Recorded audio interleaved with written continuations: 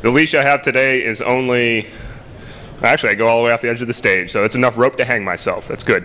All right, I think we're going to go ahead and try to get started. Modulo 2 hours, but I think we're ready to go. Let's see, lots of ground rules. I'm Bruce Potter. I'll have an intro slide later. It's obligatory. You have to do it so people know who the random guy on the stage is. I gave this talk at Black Hat, basically the same talk a couple days ago. So if anyone here was at Black Hat, I apologize now, and you can go see another talk because this will largely be me just screaming and ranting like before and not saying anything of value. The one thing that was, I think, kind of shocking to me is that this talk should have, well, it was received very well, and it shouldn't have been. I should have been lynched. Last year I gave a talk at DEF CON that was about why you should use Windows if you care about security rather than using Linux. And I lived. So this year I've tackled something that I hope to be equally as confrontational and prove that I can indeed at least drink the crappy beer and live to tell about it. So I was going to dress up as church lady. But when I started to pass that idea around to people and say, could it be Satan? And people didn't know who the church lady was. They thought I was a little crazy. So Dana Carvey and, church lady, I mean, I assume most of you hands that know who the church... All right, so clearly I should have dressed up as church lady, but it's your loss, so I apologize. Black and white ball, on the other hand, maybe you'll see me dressed up like church lady on Saturday. Other odds and ends, not really. First off, don't believe anything I'm about to tell you. It's my obligatory slide. For those that know, where did I get this quote from? Liquor store, I heard it. Someone said liquor store. Wow, someone's actually seen this before. I was at a liquor store buying some $5 whiskey, and there was Buddha staring at me, rubbed his belly, and he told me this. It's interesting. I used to come to DEF CON and Black Hat and conferences like that and listen to people talk, and they would say the most random crap that wasn't technologically sound, wasn't based in reality. And I think it was largely due to the fact that we don't have a lot of discipline in what we do in this particular community. We kind of shoot from the hip and say, look at the cool stuff we can do. Note, I didn't say shit. I'm trying to avoid swearing because some GCN reporter actually quoted me saying, God damn it, at my Black Hat talk the other day, in the same sentence as my employer was used. So, there'll be no F-bombs at all, none, zero. Anyway, so there used to be this problem with people kind of, saying random stuff that wasn't necessarily true. We have a different problem now. We have a problem where the security community is very big. There's a lot of money in it, turns out. There's a lot of money in offensive and defensive capabilities. We used to have this dialogue about full disclosure, right? And there was this huge naval contemplation of, do you tell the vendor now, or do you inform the users first, or do you tell everybody at once, or what do you do? And Microsoft and AtStake and all these people got together and formed this thing called the Organization for Internet Safety. They drafted this thing that was a counterpoint to the RF policy about full disclosure, and everyone debated this like it was profound and interesting and whatever. A couple years later, turns out that is the wrong argument to have, because now we're all selling our exploits. We're selling them to companies, nothing against 3Com and the other companies that are out there that are buying the exploits, but we have a different debate on our hands. We're not exercising full disclosure in the same way that we used to. And that really can change the motivation of the people that you see up here on stage. I have my motivations. I'm biased. Clearly, I'm giving a talk pro-trusted computing at DEF CON. I clearly have a bias and potentially a chemical imbalance. But we really have to pay attention. Who's on stage and why are they telling me this? Why are they ranting about these things? And you got to ask yourself, when you see all these talks, what's that person what's he trying to do? What's he trying to get accomplished? So I encourage you, use your brain, be cynical, right? We're cynical about code. We're cynical about firewall rule sets. We're cynical about routing protocols. But when it comes to idiots on stage, we believe them like mice. So just think about it, throw crap at me, disagree. I encourage you to be as confrontational as possible within reason. Simple's up here to defend me if it gets to, thank you. There, I'll move along. Actually, real quick, anyone know what a Volvo 1800 is? Woohoo! All right, I have a 1972 Volvo 1800 on blocks. It's in my garage though, it's not in my yard, so it's not quite as redneck. Got a big hole in the floorboard, and it's the Swedish car I was restoring. So anyway, 2 things to accomplish today in what's becoming a shorter amount of time. One, I'm going to make the case of trusted computing. hopefully, or at least I'll try to make the case of why there's good in this whole world of evil that people seem to see on it. I'll also demonstrate TPM running on this MacBook Pro right here, and we'll release some code and it'll be all wonderful. Sprinkle in some good arguments, some beer, etc. Here's my anecdotal history of what we've accomplished in the last 40 years of InfoSec. It's not complicated, okay? We've been solving problems, and we've been doing a reasonable job at it, but the problem keeps getting more complicated. How many people in here review code for a living? Handful of people. Got a few people who review code. Is it easy? Is it easy to find bugs? Yeah, it's easy to find bugs, okay. This is not my cell phone that is ringing. Hello? Richard? No, this is not Richard. Actually, this is Richard's cell phone. Hold on one second.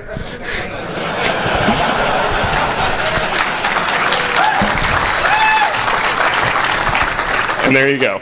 I thought I was going to take the red pill. And anyway, so the problem keeps getting more complex. You know, reviewing code is hard.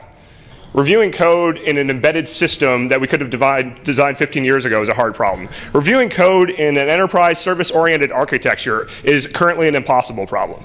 Okay? We can't write secure device drivers, as was demonstrated by who was it, Johnny Cash and David Maynor at Black Hat. But you know, let alone at an enterprise level understand what security looks like in these massively complex systems.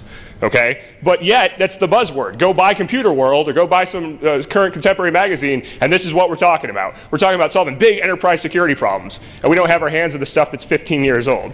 So, you know, we have a sustainable, profitable industry where we're chasing an impossible dream. This is fantastic, you know. That means we'll all get paid very well.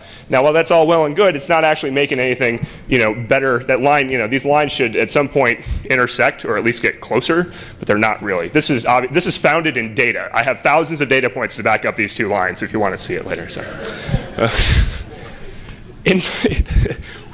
InfoSec trends, defense in depth. So the core problem is currently unsolvable. Okay, we can't build provably secure systems. Oh, there's a dirty word, provably secure systems. So let's throw a bunch of band-aids on it, right?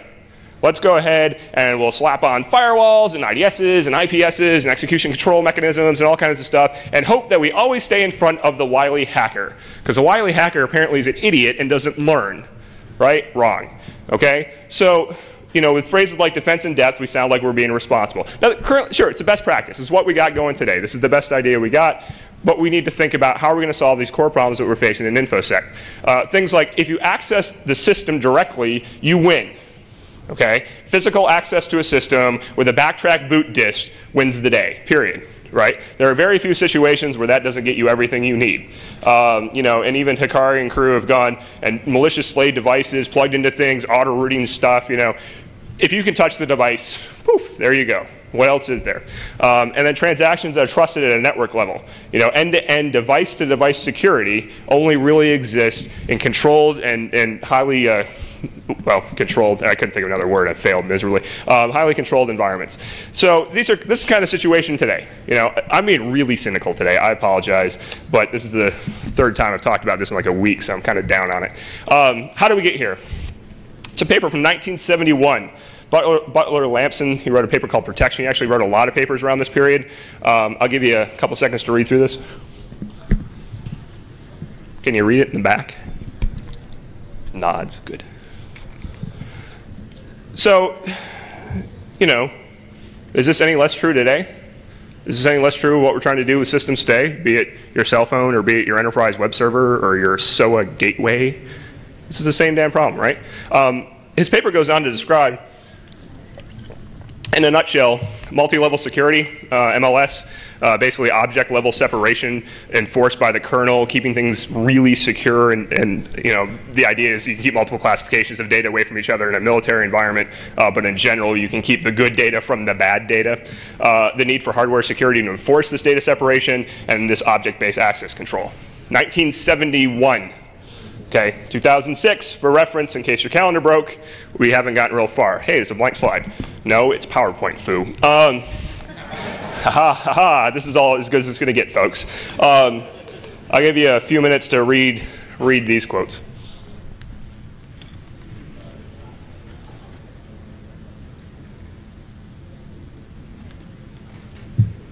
All right, any guesses when this was written? Yesterday. Another guess. 70, someone saw the talk. 1972, actually. 68, right? It was a long time ago. Again, this was from a computer security technology planning study, October 1972, published by the Air Force. Okay? Hey, smells like the same thing we're doing today, right? If you go through this paper and you redact all the specific systems and networks and random network topologies that I've never heard of, it's exactly the same problem. Wow, we've done a fantastic job at building this industry. All right.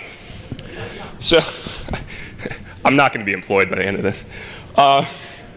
The road is littered with corpses. MLS. People have been searching for MLS, trying to do this for years. Turns out it's really hard, right? We try to do provable, secure operating systems with formal methods and all kinds of stuff, and that hurts. It hurts a lot, okay? In complex operating systems, when you try to build one, the formal methods and everything go out the window the moment the fingers touch the keyboard. Soon as a developer and a human gets involved, it's no longer provably secure at a reasonable scale. I hate to say it, but we're not arming our developers the best that we could. You know, it's like going off in the streets of some inner city and having a Nerf gun and walking up to people and smacking them on the head and picking a fight. It's not the greatest idea, but that's about what our developers are armed like these days. They don't learn security when they're in college. They might be able to go to a conference and learn how to audit code and maybe learn how to write some good code, but it's not a pervasive thing. You know, there's not armies of minions of developers out there who can write uber secure code. You know, this is a problem. This is something that, you know, academics have to address, and they're getting better. But operating systems are complicated. Software developers don't have the tools, don't have the knowledge, don't have the time to write secure code. So the best you can do in that situation is layer on other protection mechanisms that developers aren't involved with, like, you know, firewalls and execution protection, like what's the thing? GRSec? No, the Immunix. StatGuard, thank you. Yeah, all right. Trucking right along because my memory's failing me. All right, fast forward, 2000.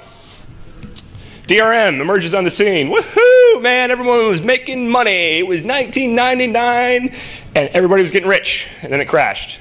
DRM stayed around, though, as it turns out. Content was king. AOL Time Warner was going to be the biggest, baddest corporation in the world. Didn't work out so well. DRM, you know, though, was a key part of, you know, how the content revolution kind of came about. You know, content providers had a mode where they were used to selling their stuff and getting money for it. And as much as Napster and Crew were allowing you to download it for free, there had to be a sustaining business model that was developed, and digital rights management fit it pretty well.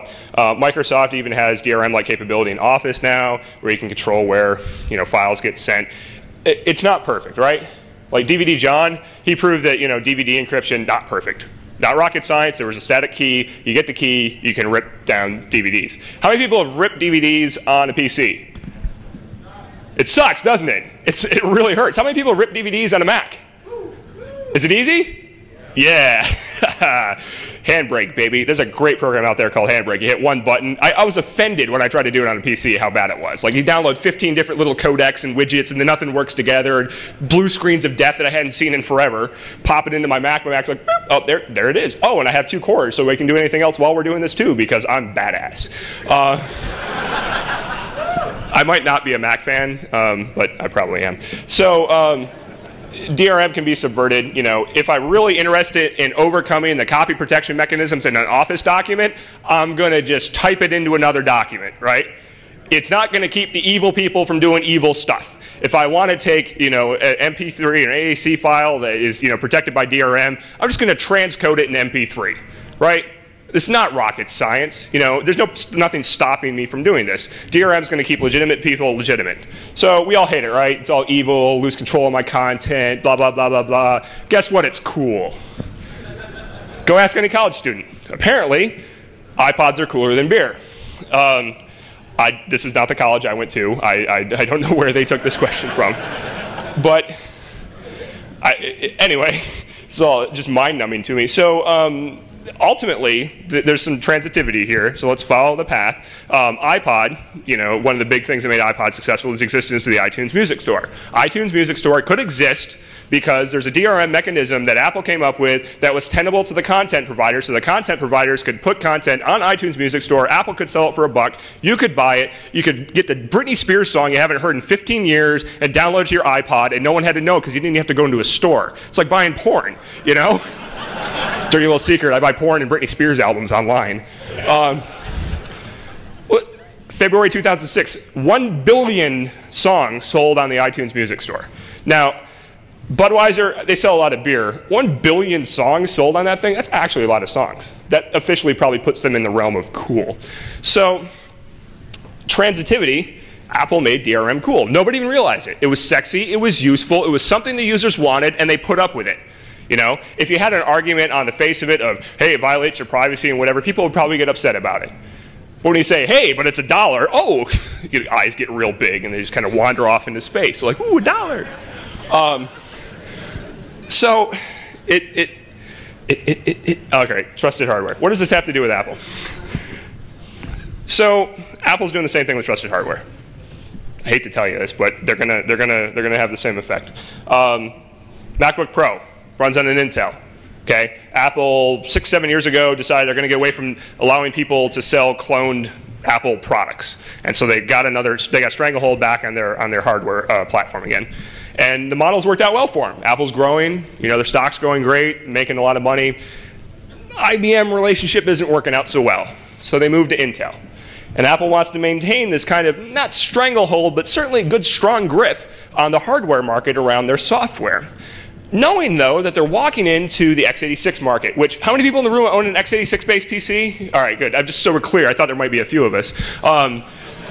You know, that's a bit of a threat, because OS X is actually kind of cool. I mean, all things aside, like, it's a Unix that runs Word, all right? So you can go own a box and write a letter to your mom and fax it all at the same time, and you don't have to use OpenOffice and play around with print drivers. It all just freaking works. It's fantastic. So when they made the switch, you know, there were certain bits of proprietary things they wanted to protect. I need a caveat with this by saying, this is my crystal ball. I've shaken it up, I've looked into it, and this is what it looks like to me. I don't have any inside information from Apple. This is what I've read on the net, what I've been able to synthesize based on looking at these machines. But what they want to do is keep this grip on this hardware. So one thing that was really interesting when they made the migration is they have, oh, I don't know, 20 years of legacy PowerPC code. Actually, I guess 10. 10 years of legacy PowerPC code, and they want to be able to run that on the x86 platform. So they could do the nonsense they did with Classic, which is where you instantiate a whole virtual machine, suck up a bunch of memory, and you run slower than death. Or you can actually just do the translation in real time. So I think they actually acquired a company. They've named the product Rosetta, and it does real-time translations of PPC opcodes to x86 opcodes. Neat. This is their differentiator. This allows them to seamless transition to the Intel platform. This is the little bit of thing that they don't want running on every PC so that people just don't start running OS X. So what they do is they put a TPM in this thing, and then when Rosetta instantiates itself, it checks to see, hey, is this really a MacBook? And if it is, okay, it'll run. If it doesn't, you can't run your PowerPC stuff. Pretty neat. There's a Russian hacker by the name of Maxis who repeatedly bypassed this protection. Apple lawyers are repeatedly beating him about the head and face. I challenge you to go find it right now at Google. I'll give you 10 minutes. I'll give you a t-shirt if you can find me a Maxis patch.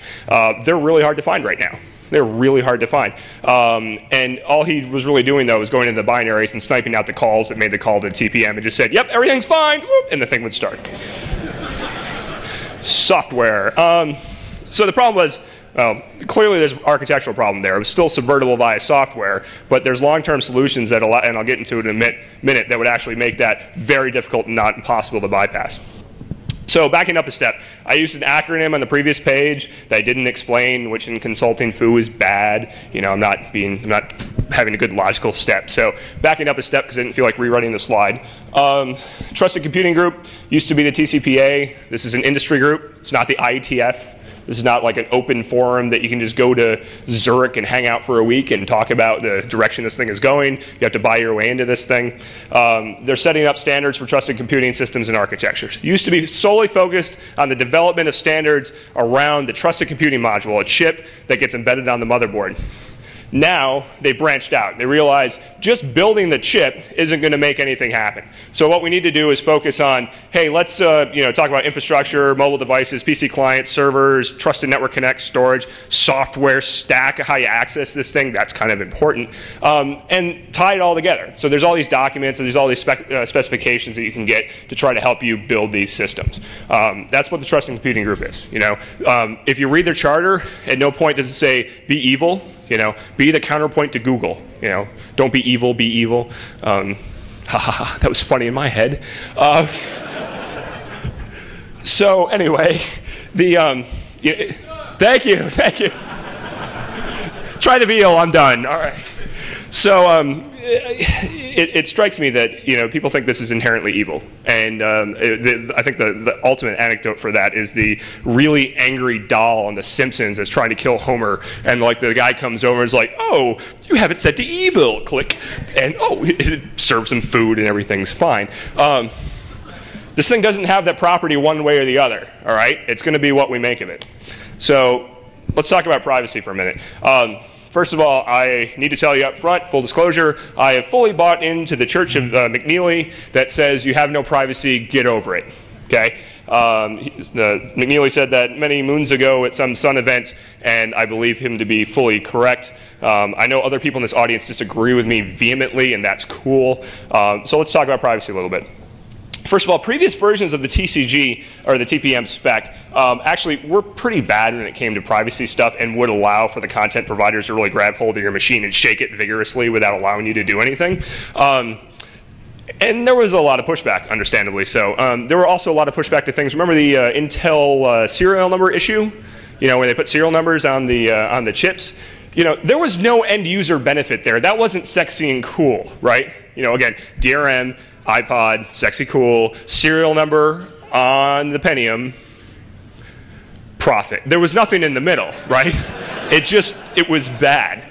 So the new specification allows for a couple things. One, the owner controls personalization. Note, owner, not administrator, not the guy in front of the computer, but the owner, okay? In an enterprise, when you're using a laptop given to you by the company that you work for, you have no expectation of privacy on it, period. I'm sorry, I know that there's laws that allow workplace privacy and things like that, but by and large, you should not assume that anything you do in that box is, subject to your own little private whims. It can all be controlled and monitored by your employer. So the owner in that case is probably the company. When you buy your own laptop and take it home, you're the owner. You can do anything you want with it. All right, you can take over the chip, you can turn it off, you can turn it on, you can reset it, you can do anything you want to. The private personalization information is never exposed, and the keys are encrypted. I mean, I'll get into all this kind of nonsense. In a nutshell, there are keys that can be bound to the TPM, and there are keys that you can export off the TPM. The original spec just had keys that were bound to it, which is pretty evil, because then if your box dies, all the data that was encrypted with that chip is gone. On the flip side, nothing really got ever made with that particular specification, so you don't need to worry about it much. Anyway, that was rambling, horrible slide. I'm going to shoot it. Trusted platform module. Chips are manufactured by a bunch of folks. At a high level, they got three things they can do. One, assured cryptographic operations. When I say assured, it means someone looked at their implementation and said, yeah, this thing's okay. Not like it's uber, cool or whatever. It's just, it's going to do the same thing every time. You can't change it. Right? You can't download a new library version and break it. It's just going to do RSA correctly every time. It serves as a trusted key store. It's on a little chip. It's inside the chip. Without a lot of high-end gear, you're not going to be able to extract it. It'll also make integrity statements, basically say, I'm okay, everything's A-okay, or at least it's not okay, but it'll cryptographically sign those messages and say that it's not okay. The TPM on its own doesn't do anything. It sits there. When you boot the box, just kind of hangs out. It doesn't set the evil flag. Doesn't do IP over avian carrier. All it does is sit there. I boot this Mac running Linux right now. TPM wasn't even activated. Didn't get in the way of anything. Higher level systems must use the TPM to do something, right? They can't just expect like it's going to intermediate. Again, it is not magical. Okay, there's no magical property about this. Magic's not real. That's what my son says to me. My 8-year-old son. I'd say, "How'd you do?" I say, "It's magic." He says, "Magic's not real." He's disenfranchised at 8 already. It's great. The TPM spec says the user must have the ability to turn off the of the TPM chip. That's off, OFF, the TPM chip. That means the user always has control of the device. Again, though, if you have software that needs it, that means the software might not work. Okay, there's a trade-off here. Who in the what now? Like the operating system, like particularly. So let's talk about that. There's a lot more, but I've paid some hecklers in the room, particularly ones that look like pirates. Truly, there may be things that you want to use that if you don't want them to access the TPM in your system, they're not going to work. Okay? Now, here's the thing. One user isn't important. Same thing I tell people when I talk about wireless security. Nobody cares about you as an individual. They care about you as a group of people.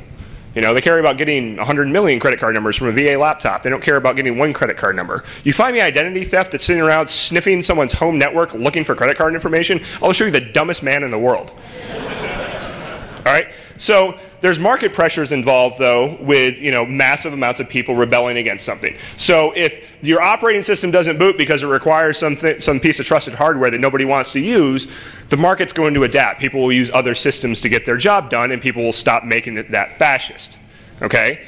Or maybe the law will get involved, and EFF or ACLU or somebody will sue to make that change. Okay? This is a cultural issue, right? And this is the evil side. And clearly that's a battle that has to be fought. I'm not arguing that. I'm not arguing that at all. We're going to fight that battle. And there'll be people up here talking next year about the evils of TPM and some legal battle that's going on or something they're doing with some vendor. Fantastic. More power to them. You know what? There's a lot of good. Remember that graph I showed? 2 lines, same slope, not making any progress?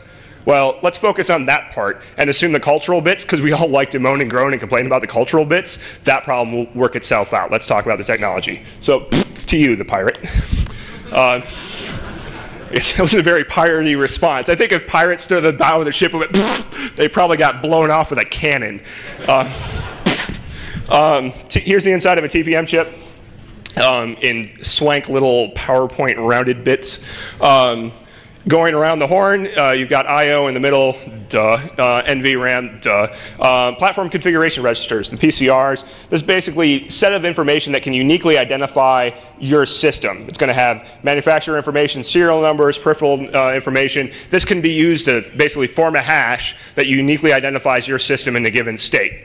Okay? Again, good and evil. We can all think about ways this can be used for good and bad. Attestation identity key. This is basically the key that's used to identify and authenticate the chip to off-chip entities. So if the chip needs to talk to the rest of the operating system or talk to something on the network, this is the key that gets involved. Program code. This is where it does, programmy stuff.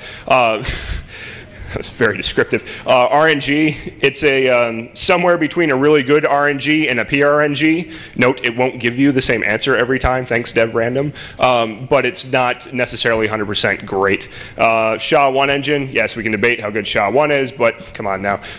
Key generation, because it does need to generate keys on its own for internal and external use. RSA, state management, is it turned on, is it turned off? That kind of thing, and the exec engine basically executes the program code. That's your kind of processor.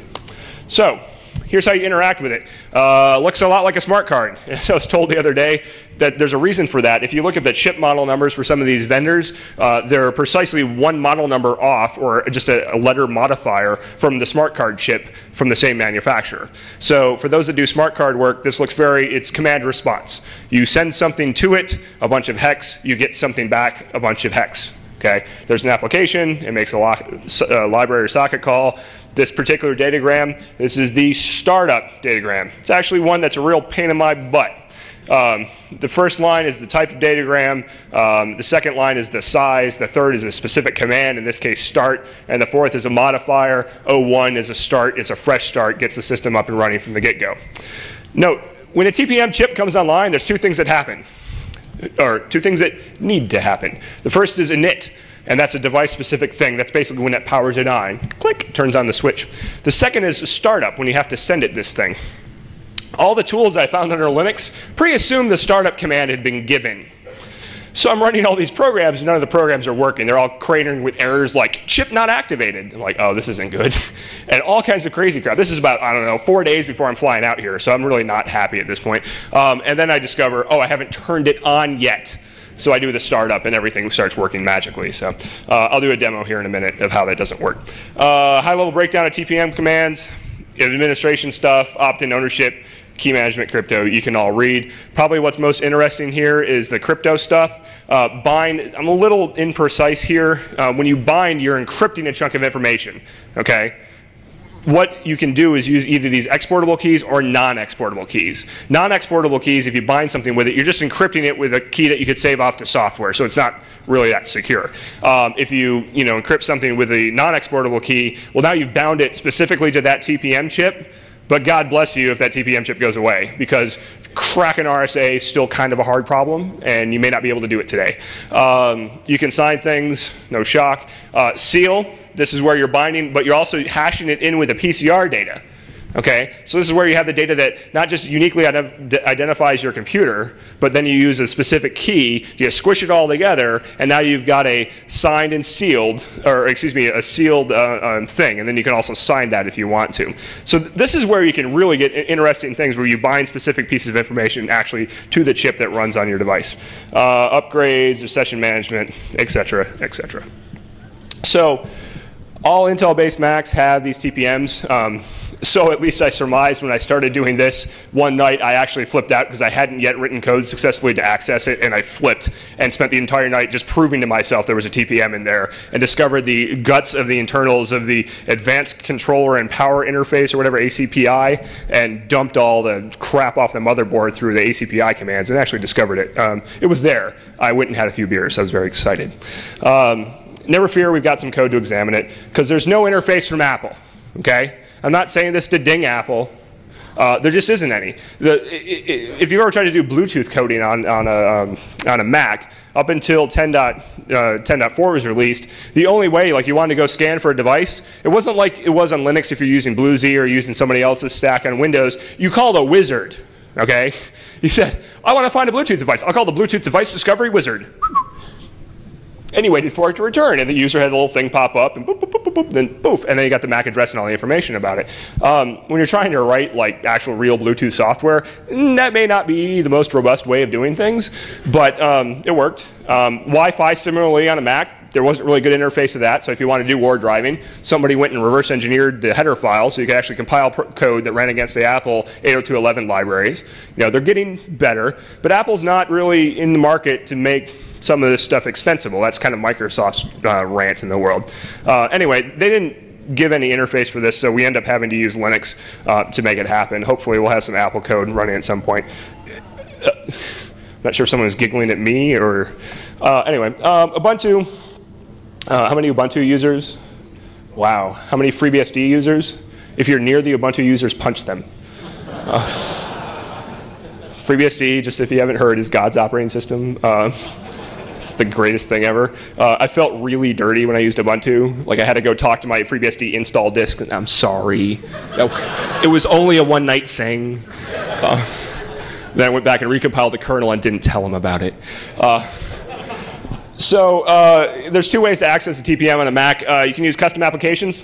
And access it through like libTPM. It's a legacy thing written by IBM, and it just talks to the TPM chip like any other device. There's this other thing called Trousers, open source program. There's a daemon called TCSD, basically grabs the device by the face, doesn't let anything else talk to it, and if you want to talk to the TPM, you have to do it through that. That's Guido.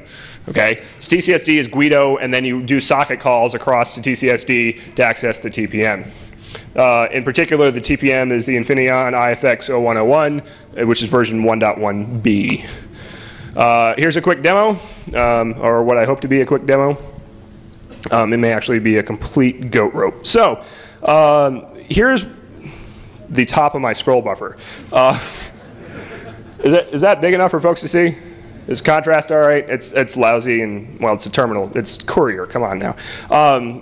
This is the TPM demo. The green things up here are the default utilities that come with TPM or libTPM. TPM demo, in theory, goes through and does all kinds of cool stuff to the chip to show you that it's working.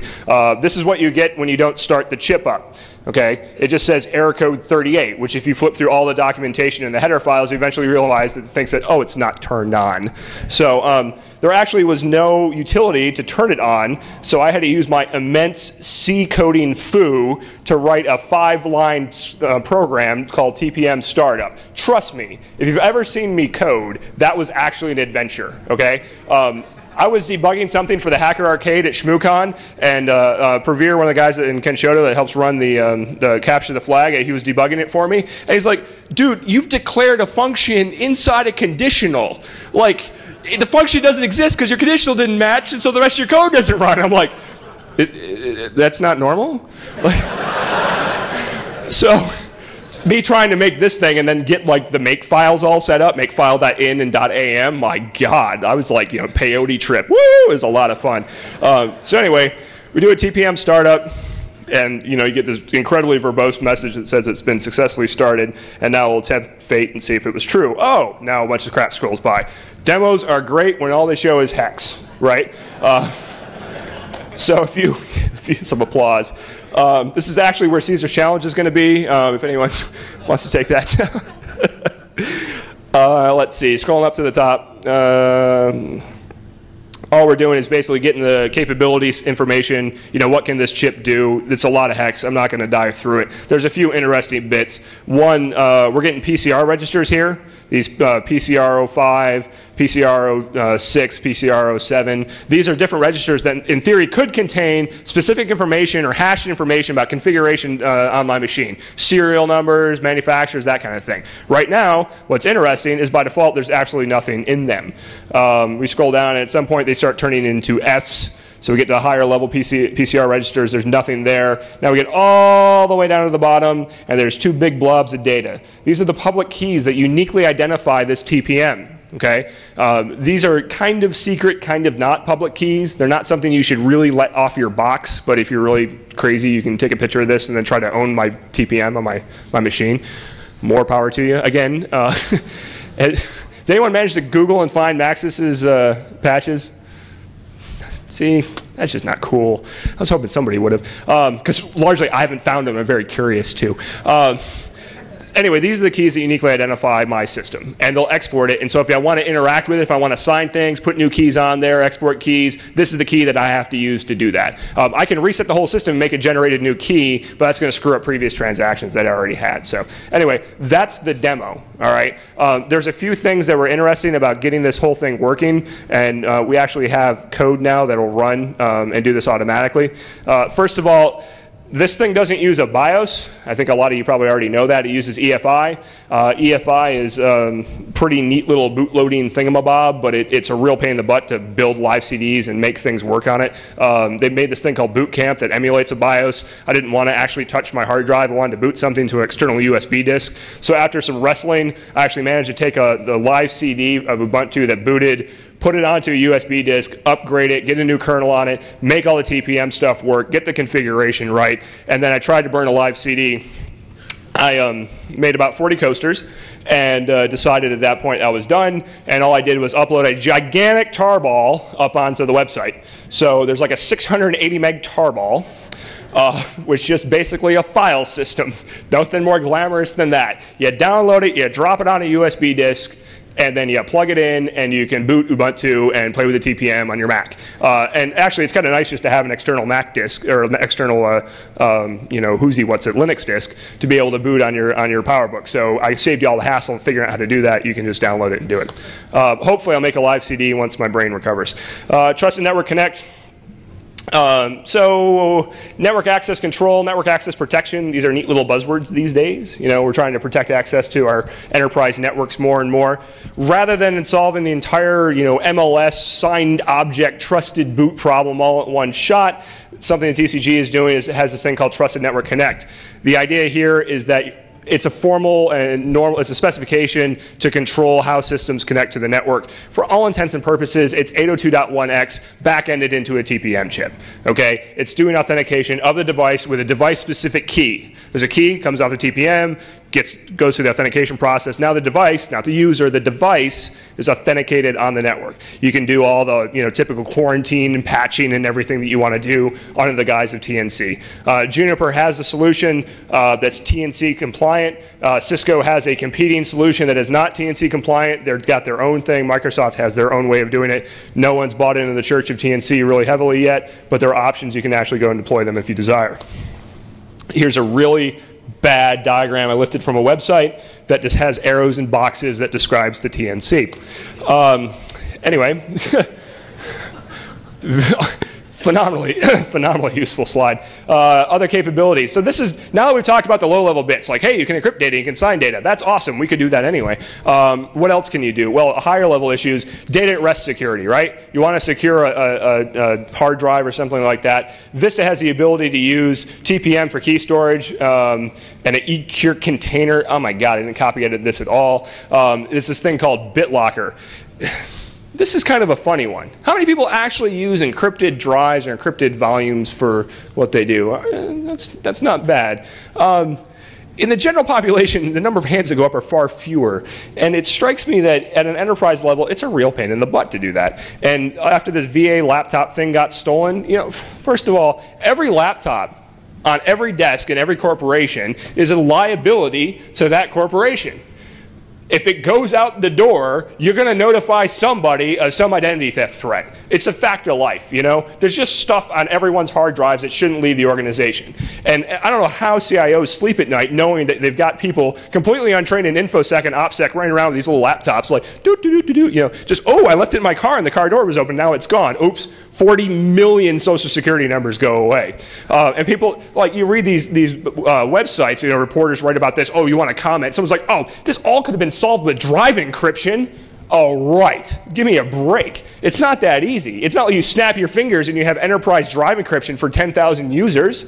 Maybe a few people do, but it's certainly not the norm. There aren't a lot of tools out there to do that. BitLocker, technology-wise, is really cool, okay? But it's not really, you know, there's no handle on how do you operate, how do you maintain this in the enterprise. Microsoft's trying to get that together, but it's not, you know, no one's really deployed this yet. We don't know what the ramifications of having globally encrypted disks with hardware keys that you have to export and track the key material and all this crap. Nobody knows how that's going to work. Soapbox, exit stage left. Crypto API, no confusion if an algorithm is implemented correctly anymore because it's all in the hardware, and assuming you trust the hardware, then everything's okay. Note, there's an OpenSSL library available on the Trousers website that's been compiled against the TPM, so you can actually download, or you can basically use OpenSSL back into the TPM for the crypto capabilities and key storage. Kind of cool.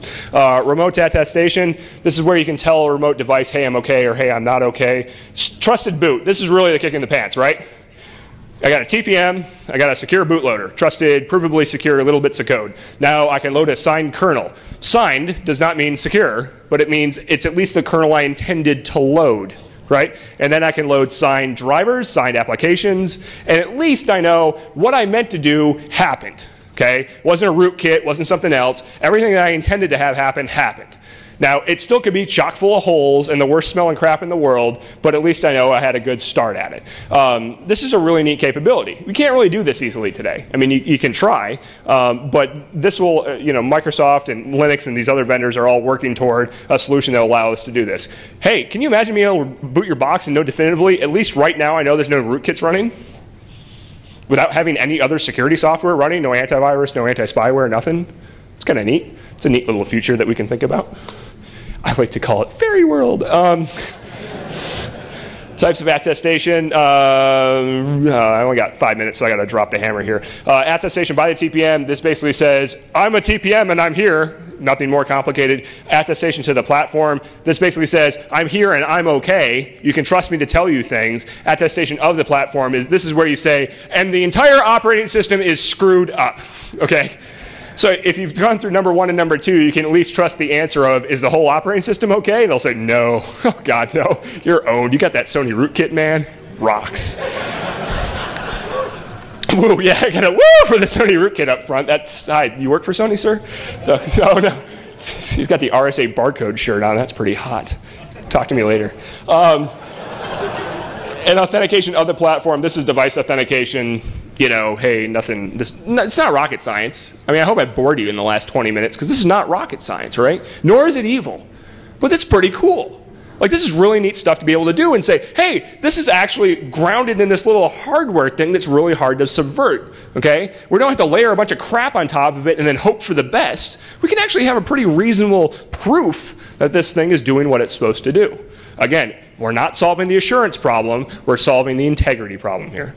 Again, I haven't said that yet, but I said it like you were all internalizing that whole statement. So first, the bad. Opportunities abound for loss of control of content stored in your computer. Yeah, okay, we get it. Failed hardware is an issue. Users aren't used to thinking about key management, right? Like, how many people back up their SSH keys? How many people wish they had backed up their SSH keys? There you go. And we're all smart computer security folks, you know. When my mom calls me up and says, hey, I have to back up my TPM keys and I'm not sure how to do it, it's a bad day. It's going to be a really bad day. Operating system vendors make it territorial. I mean, honest to God, like, you know, it was pointed out by the pirate. Windows Generative Advantage could decide, hey, you've got Mozilla. I don't like Mozilla. I'm not going to give you a security update.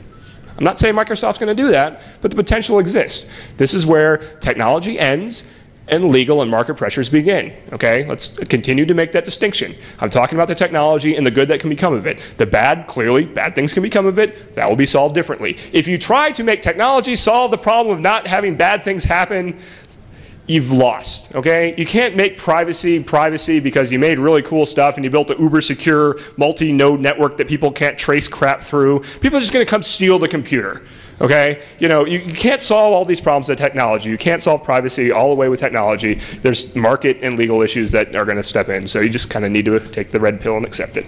The good, trusted boot can make a big dent in controlling malicious code in the enterprise. Integrity of your boot process is a really cool thing.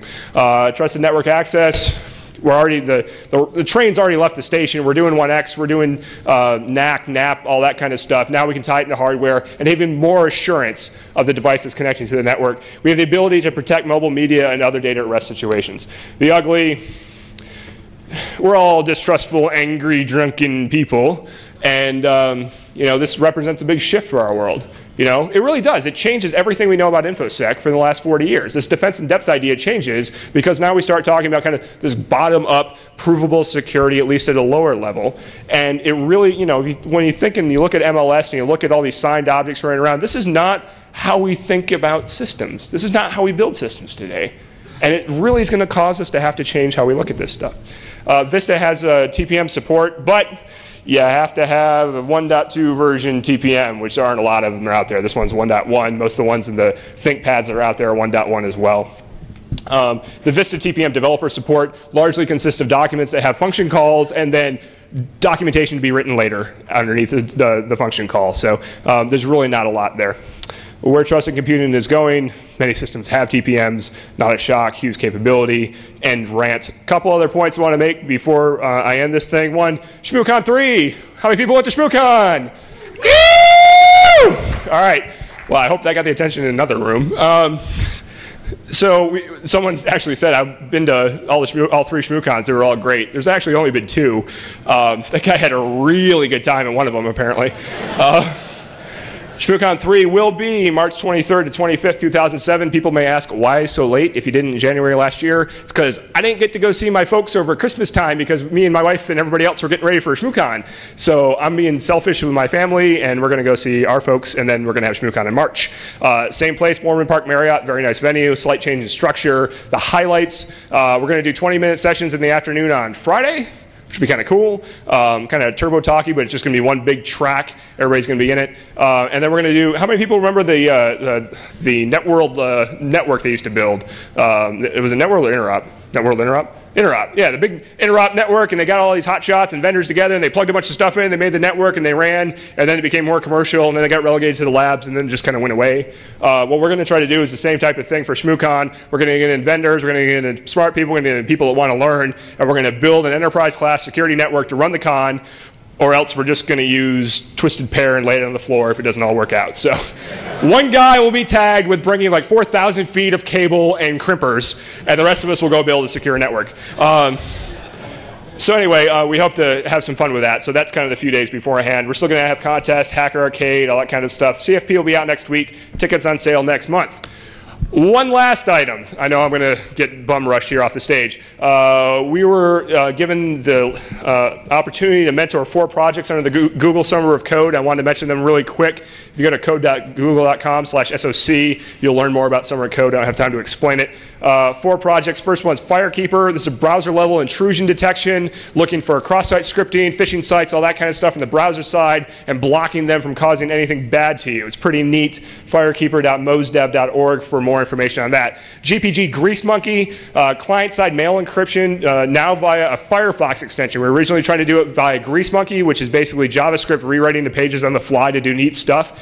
The problem with JavaScript is there's this little security thing that doesn't allow you to access like local binaries on the machine, like say GPG. So the student came to me one day and said, I think I'm going to have to write GPG in JavaScript. Is that okay? Like, no, I don't think that's a good idea. Like, I don't want to see you on the news at the top of a bell tower. Des, E-S, So rather than do that, we went to a Firefox extension which doesn't have the security concerns. We currently have an implementation for Gmail and Yahoo. There's the SVN information if you want to go get the Subversion stuff. This will all be on my website later. This is a screenshot that's so tiny that you have no choice but to believe that it works. There are little GPG encrypt and sign things there. It's kind of funny. Johnny Long was giving his Hacking Hollywood talk, and he had all these Gmail screens that had all this extra functionality, and I thought he did it all with Grease Monkey. So when we started this project, me and the student asked, he said, Johnny, hey, how'd you do that? And he says, oh, I just Photoshopped that. Oh. So yeah, we've now fixed that problem. Two other things, online rainbow table lookup, focus largely on increasing the speed of how fast you can look up hashes. There's a DNS interface, so if you're actually at a site where they can send out hashes in the clear and get passwords in the clear on port 53, you probably have no security policy problems whatsoever. Anyway, we got basic search capabilities completed, etc. Open security framework, Pub's running this one. It's basically a framework to simplify network security analysis. When I asked him for a synopsis, he says, well, it's got a master client-slave architecture. That was what I'm like, what does it do? He's like, oh, master can tell the clients and stuff, the clients tell slaves, and the slaves do whatever you want. So there you go. Anyway, I'm out of time. Go to ShmooCon. If you have questions, come track me down outside. Thanks, all.